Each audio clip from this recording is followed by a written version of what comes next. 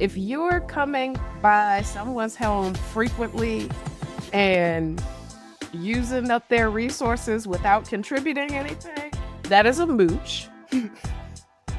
Boundary setting is not easy. And what'll happen when you start setting boundaries is that the people who took advantage of you before you had boundaries, they'll get angry and they'll turn against you.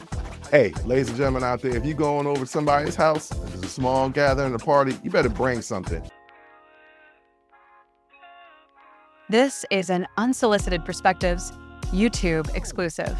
Jay, you've gone over to people's houses sometime and you've had people come over to your house, correct? Yes, correct. And sometimes it's a party, sometimes it's a small gathering, sometimes it's just a stop by. Mm-hmm. What is the proper etiquette for when someone's coming over to your house? In each one of those situations, for a party, a small gathering, or a stop by. The reason why I ask this is because I've recently had some visitors come to my house. Some have come for a stop by. Yeah. Some have created a small gathering whether I wanted it or not. And some have even turned it into a party. But nobody has brought anything. They come empty-handed. So what is the proper situation for all three of these scenarios? How do you handle it? Yeah. So if you're coming to a party, small gathering, you bring something. It doesn't have to be a large thing, but you bring something to show appreciation for the host. If you're just stopping by, it depends on the reason. But if you're just like, hey, I was in the area, or, it's just like a quick thing. Okay, you don't really need to bring something. But if it's like an event, what are you doing? Like, no, you need to, what are you doing? No, you need to bring something for the host. Come on. What if somebody stops by often? They come into your home, eat your food, drink your drink, but don't ever come by they always come by empty-handed, just coming in, freeloading. How do you tell this person, hey, you need to stop coming in here empty-handed? So this is a I feel like this feels very pointed. Like I feel like you're speaking about someone specifically. No, but this is just general. Someone who comes by often. Yeah, because I don't have nobody that come by often, so I can't. That's true. Yeah, this isn't specific to me. It's just ideas that I have in my head. Like if people were to stop by often, damn it, people come. They know I have a full bar. Mm-hmm. They drink up my drink. Yeah. They don't ever contribute, but they don't come by frequently. But part of the reason why they don't get to come by frequently is because they don't contribute. Yeah, I just feel like if you're coming by someone's home frequently and using up their resources without contributing anything, that is a mooch. They're coming over specifically to use your resources, not to see you. Like that's what you need to understand. Like they came to get a drink. Like Bruh Man from Martin. Exactly. They came over there to get whatever resource that you have that they're using. They came for that. They did not come for you. And so the easiest way to shut that down is to just don't answer that door. How can you not answer the door though? What if it's your people? One more time. What if it's your people? What you mean, like family or really close friends? Yeah, one or the other. So if it's family and they're coming over to mooch, this is where, or if it's a close friend and they're coming over just to mooch, guys, boundary setting is not easy. It's not easy. And what'll happen when you start setting boundaries is that the people who took advantage of you before you had boundaries, they'll get angry and they'll turn against you. And that's how you know that they were there for those resources and not for you. And it'll be much, much easier to cut that person off or cut them out, knowing that they were never there for you in the first place. Doesn't matter if they're family or what you thought was a close friend. If once you set a boundary of like, hey, you come over a lot and use my stuff, can you at least contribute something to that? And if now all of a sudden you can't share. Now all of a sudden you got a problem with me. You ain't had no problem with it before. When you start getting that pushback, that's how you know.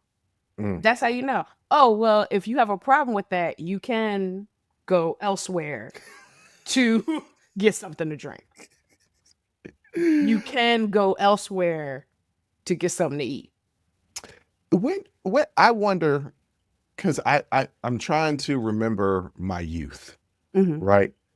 And when I learned that when somebody is having a gathering to bring something. Now, when we were younger, it would always be like, bring a bottle. Somebody, the host would be like, hey, you better bring a bottle, you better bring a case or something. Better not come empty-handed. But it got to a certain point now where like we're adults. So when we throw parties, we host, so we provide everything. Yeah. But people still bring stuff. And I'm trying to think of when that phase of my life hit. There was like, even though the host is providing everything, you still don't come empty-handed. It started in childhood. Think about, when you're a little kid and you get invited to a birthday party, you don't go empty-handed.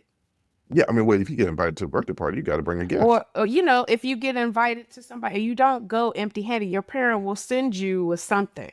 You know what I'm saying? So it starts very little. And then you realize, oh, when I go somewhere, it's just good manners to bring something. And I host, I host parties a lot, and it's never BYOB at my house. It's never that. I got the food is laid out.